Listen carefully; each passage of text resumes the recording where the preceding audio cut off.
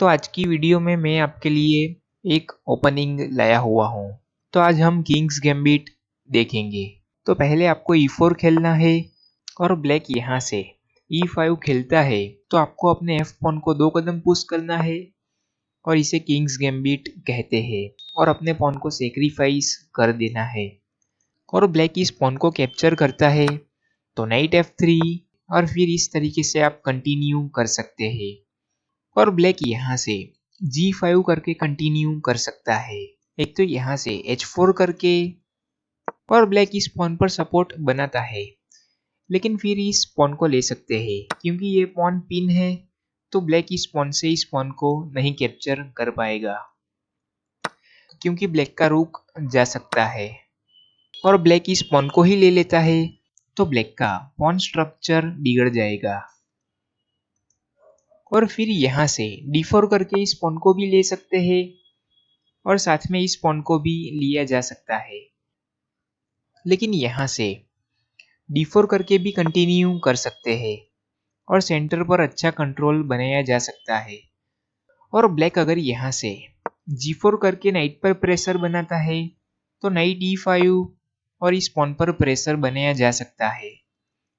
और फिर D6 आता है तो नाइट टेक्स G4 और ब्लैक अपने बिशप से नाइट को एक्सचेंज करवाता है तो क्वीन से फिर इस बिशप को ले सकते हैं। और वैसे ही यहाँ से नाइट को डेवलप कर सकते हैं और उसी तरीके की थ्रेड्स रहेगी और इस पॉन को ले सकते हैं बाद में अगर ब्लैक G4 करता है तो। लेकिन ब्लैक यहाँ से H5 के लिए जाता है तो बिशप C4 करके तो F7 पॉन पर प्रेशर बना सकते हैं।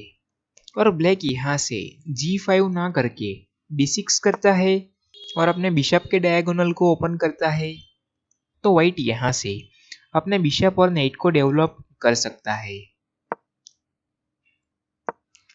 और फिर किंग साइड पर कैसल के लिए जा सकता है तो व्हाइट को यहाँ पर F फाइल पर अटैक करने का मौका मिलेगा। लेकिन F4 करने के बाद ब्लैक अगर इस पॉन को ना लेकर पहले D6 करता है और अपने पॉन पर सपोर्ट बनाता है तो आप नाइट F3 करके कंटिन्यू कर सकते हैं। और फिर नाइट C6 आता है तो बिशप C4 और ब्लैक यहाँ से इस नाइट को पिन करेगा।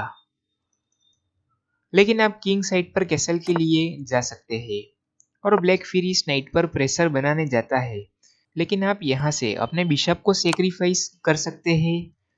लेकिन ब्लैक इस बिशप को लेने जाता है तो यहाँ से नाइट G5 चेक और नाइट मूव होने के बाद इस बिशप को ले सकते हैं किंग मूव होने के बाद। लेकिन आपको लग रहा होगा कि ब्लैक इस पॉन को लेकर इस रुक को ले सकता है, लेकिन फिर यहाँ से F टेक्स E5 के बाद ब्लैक इस रुक को लेने जाता है तो आप यहाँ से रुक टेक्स बिशप कर सकते हैं और किंग के पास दो ही ऑप्शन है, एक तो किंग इस रुक को ले ले या फिर अपने किंग को E7 पर मूव करे। लेकिन ब्लैक अपने किंग को E7 पर लाता है तो यहाँ से क्वीन E6 और फिर किंग टेक्स रुक के बाद क्वीन F7 और चेकमेट। और ब्लैक पहले ही ले लेता है रुक को तो यहाँ से नाइट E6 और फिर फोर्क के साथ क्वीन को लिया जा सकता है। और नाइट G5 चेक के बाद ब्लैक अगर ऐसा सोचता है कि व्हाइट की क्वीन पर भी प्रेशर है तो मैं इस नाइट को अपनी क्वीन से ले सकता हूँ।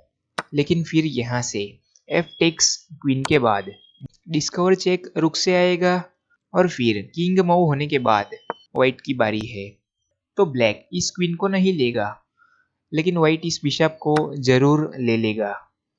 तो किंग्स गैम्बिट ओपनिंग थोड़ी डेंजरस है, लेकिन आप चाहे तो खेल सकते हैं।